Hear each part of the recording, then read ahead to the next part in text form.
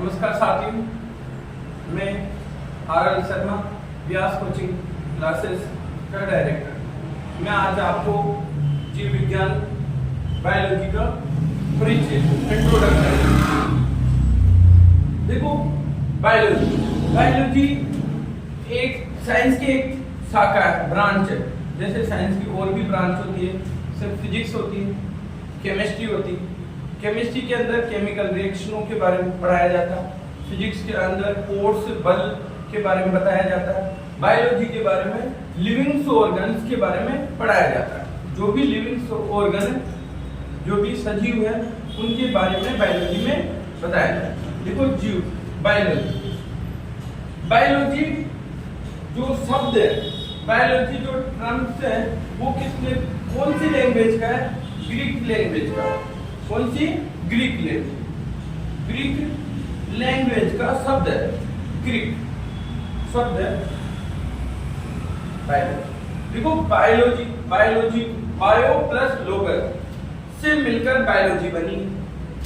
Bio का मतलब होता है ऑल लिविंग, मतलब सजीव, और लोगस का मतलब स्टडी, मतलब अध्ययन करना, अध्ययन।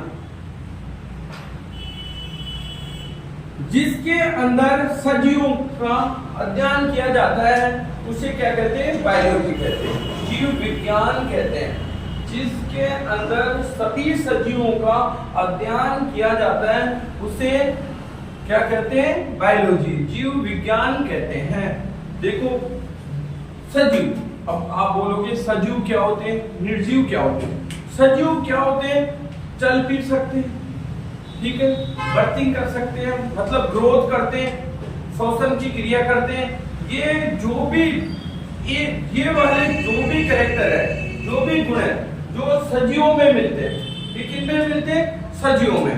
आपको पत्थर देखो या लकड़ी ले लो, ये कभी भी ग्रोथ नहीं करती। जैसा है आज जहां रखी हुई है वहीं पे कल भी वहीं मिलेगी आपको। तो वो सभी चीजें किसमें आती है? निर्जीव में। किसमें आती है? निर्जीव के अंदर।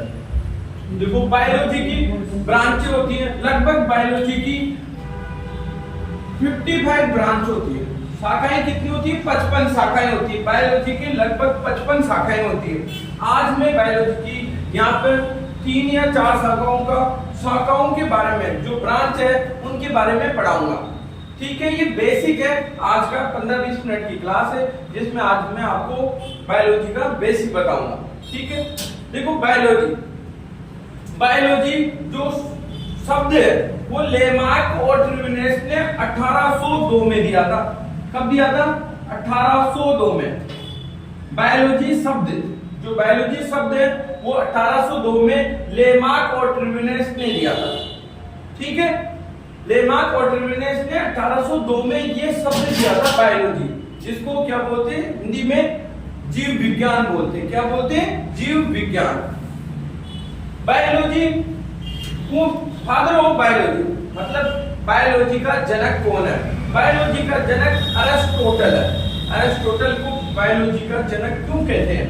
क्योंकि ट्रिवेनेस को क्यों नहीं कहा गया? क्योंकि जो शब्द बायोलॉजी शब्द जो दिया वो लेमार्क और ट्रिवेनेस दोनों ने दिया, लेकिन इनमें फादर ऑफ अरस्तु को ही क्यों कहते हैं बायोलॉजी का पिता? देखो, क्योंकि अरस्तु ने लगभग 500 प्रजातियों के ऊपर एक्सप्लेन, मतलब उनके बारे में जानकारी प्राप्त की थी। इस कारण फादर ऑफ बायोलॉजी कौन है? अरस्तु। कौन है फादर ऑफ बायोलॉजी? अरस्तु। ठीक है, इसके कारण इसको फादर ऑफ बायोलॉजी कहते हैं। 500 प्रजातियों की स्पीशीज, 500 स्पीशीज के बारे में विस्तार, जिसमें प्लांट्स भी थे, जीव भी थे, उनके बारे में विस्तार से वर्णन किया था।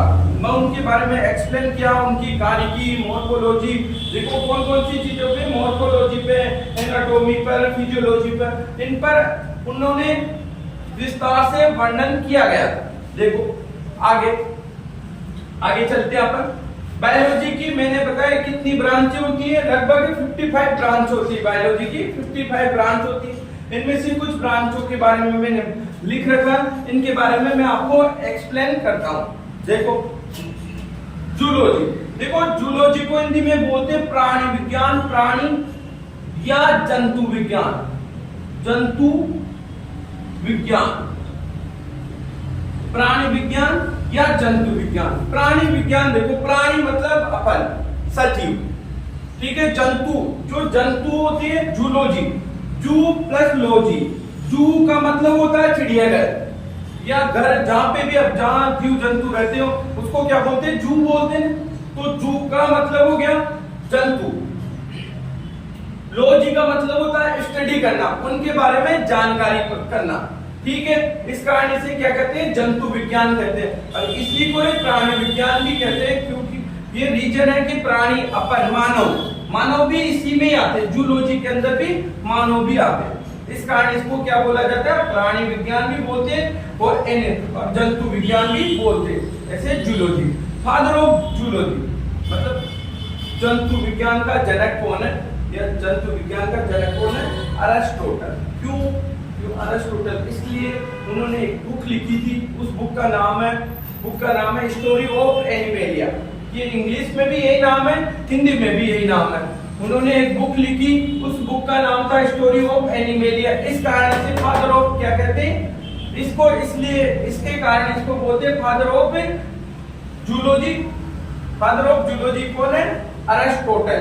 कौन है, अरस्तु। इसको हिंदी में बोलते हैं अरस्तु।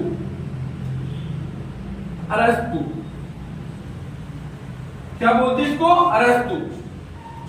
बुक्स लिखी, उसका नाम था स्टोरी ऑफ एनिमेलिया, मतलब जंतुओं के बारे में इस बुक के अंदर विस्तार से वर्णन किया गया था।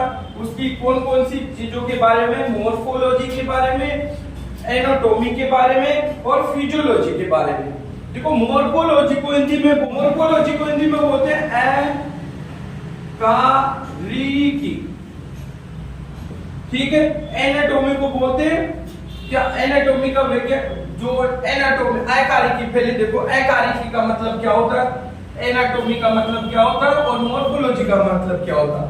एकारिकी मतलब होता है जो बाहरी संरचनाओं के बारे में विस्तार से जानकारी प्राप्त करे। एनाटॉमी होता है जो आंतरिक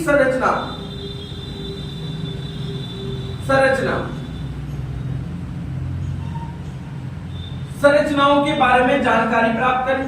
और फिजियोलॉजी का मतलब होता है कार्य की संरचनाओं के बारे में प्राप्त करना, जानकारी प्राप्त करना, कार्य की संरचनाओं के बारे में जानकारी प्राप्त करना।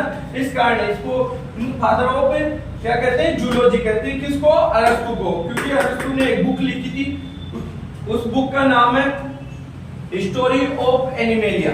उस बुक का नाम क्या है, स्टोरी ऑफ एनिमेलिया। इस बुक के अंदर ये तीन चीज उन्होंने वर्णन किया, मॉर्फोलॉजी का, ठीक है। मॉर्फोलॉजी मतलब बाहरी संरचनाएं, जैसे फूल की बाहर की जो पत्ती होती है उनके बारे में, जो उसके बाहरी क्या होता है, रूट्स होती है, वो बाहर की क्या स्टेम होता है, तना होता है, उनके बारे में एक्सप्लेन किया। इसका मॉर्फोलॉजी में। एनाटॉमी में आंतरिक संरचनाओं के बारे में जानकारी प्राप्त करना, ठीक है। कार्य में उसकी जो स्ट्रक्चर होती है, बॉडी लैंग्वेज, उसके बारे में जानकारी प्राप्त किया।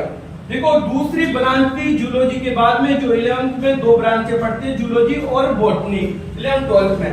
तो ये जूलॉजी के बाद में आती है बॉटनी। बॉटनी में पादप विज्ञान, इसको बोलते हैं पादप विज्ञान। क्या बोलते हैं, पादप विज्ञान। देखो नाम से पता है प्लांट्स, इसके अंदर स्टडी की जाती है पादपों के ऊपर। जो पादपी होते हैं वो भी लिविंग ऑर्गन्स ही होते हैं, लिविंग होते हैं, क्योंकि वो भी ग्रोथ करते हैं, ठीक है। वो भी रेस्पिरेशन करते हैं, वो भी क्या करते हैं, फूड का एब्जॉर्प्शन करते हैं। इस कारण से इनको भी क्या कहते हैं, बॉटनी। फादर ऑफ बॉटनी देखो किसको बोलते हैं, who is the father of botany, Theophrastus. किसको बोलते हैं, थियोफेस्टिस को। फादर ऑफ बॉटनी किसको कहते हैं, थियोफेस्टिस को। क्यों कहते हैं, उन्होंने भी एक बुक्स लिखी, बुक्स का नाम था story of plantarum. Story of plantarum. देखो प्लांट के बारे में, पादपों के बारे में विस्तार से वर्णन किया गया इस बुक के लिए अंदर। इसी कारण इसे क्या कहते हैं, थियोफेस्टिस को फादर ऑफ बॉटनी कहते हैं। इसलिए कहते हैं इसको फादर ऑफ बॉटनी, क्योंकि इन्होंने पादपों के बारे में विस्तार से वर्णन किया गया। ठीक है। इसकी अगली तीसरी ब्रांच है माइक्रोबायोलॉजी। माइक्रोबायोलॉजी को हिंदी में कहते हैं सूक्ष्म जीव विज्ञान। सूक्ष्म जीव विज्ञान मतलब वैसे जीव जो अपनी आंखों से नहीं देखे जा सकते, वो जीव जो अपनी आंखों से नहीं देख सकते उनको बोलते हैं क्या, माइक्रोबायोलॉजी में आते हैं, सूक्ष्म जीव विज्ञान में आते हैं वो। ठीक है, जिनको देखा जाता है माइक्रो सूक्ष्म दृष्टि से। किसी का भी शोध करते हैं, जैसे लैक्टोबैसिलस जीवाणु। लैक्टोबैसिलस जीवाणु दही में मिलता है। अब दही में आप दही खाते हो तो पता थोड़ी ना चलता है, लेकिन वो उसमें होता है। अगर अपन सूक्ष्म दृष्टि से देखेंगे तो वो अपने को क्या मिलेगा, उसके अंदर चलते हुए लेटे से घूमते हुए दिखाई देंगे। ठीक है, जैसे इन्होंने माइक्रोबायोलॉजी में देखो, फादर ऑफ माइक्रोबायोलॉजी को किसको बोलते हैं, लीवेनहोक को, क्योंकि इन्होंने क्या किया, जीवाणु के बारे में विस्तार से बताया। किसके बारे में बताया, जीवाणु के बारे में। ठीक है, बैक्टीरिया के बारे में एक्सप्लेन किया उन्होंने। इस कारण इसको फादर ऑफ क्या कहते हैं, बायोलॉजी, इसको फादर ऑफ माइक्रोबायोलॉजी कहते हैं। किसको, लीवेनहोक को। किसको, लीवेनहोक को फादर ऑफ क्या कहते हैं, माइक्रोबायोलॉजी। ठीक है, अब इसके बाद में आगे चलते हैं। चौथी ब्रांच है, फोर्थ नंबर की, जेनेटिक्स। अब इसके बारे में आप जानते ही हो जेनेटिक्स क्या है। देखो, पहले इसके बारे में इसके फादर जो इसकी डिस्कवरी करने वाले थे वो ग्रेगर जॉन मेंडल थे। ठीक है, मेंडल ने किसके पर एक्सप्लेन किया था, मटर पर। मटर का वैज्ञानिक नाम क्या था, फाइसम सेटाइवम। आप लोगों ने 9th क्लास में, 10th क्लास में, 11th में, 12th में सभी में पढ़ा होगा जेनेटिक्स। जेनेटिक्स अपनी लाइफ की और साइंस की एक अच्छी सी न्यू है। एक इसके ऊपर अपने जनरेशन के बारे में, अपने देखो पेरेंट्स से जो अपने को कैरेक्टर मिलते हैं उनके बारे में, सबके बारे में विस्तार से जानकारी किसमें मिलती है अपने को, जेनेटिक्स में। जेनेटिक्स के द्वारा पता चलता है कि ये जो इसकी जो न्यू है वो कहाँ की है। जैसे मेरे पेरेंट्स है तो मेरे पेरेंट्स के कुछ मेरे में कैरेक्टर मिलते होंगे, जैसे हेयर का हो सकता, हेयर का लुक हो, आंखों का कलर हो, किसी भी प्रकार का बॉडी लैंग्वेज इनके कारण मिलता है, जिसमें क्या बोलते हैं, जेनेटिक्स, आनुवांशिक विज्ञान बोलते हैं इसको। फादर ऑफ, देखो फादर ऑफ जेनेटिक्स कौन है, ग्रेगर मेंडल। कौन है, ग्रेगर मेंडल। इसका पूरा नाम है ग्रेगर जॉन मेंडल। ठीक है, इसके बारे में विस्तार से आगे, इन सभी के बारे में विस्तार से आगे पढ़ेंगे। जो अगला कल वीडियो आएगा उसमें अपन इनके बारे में अलग अलग टॉपिक लेकर अलग अलग सभी के बारे में बताएंगे। कल पढ़ाएंगे निर्जीव और सजीवों के बारे में। ठीक है, इसका आगे वाले वीडियो में। ठीक है, थैंक यू आज के लिए।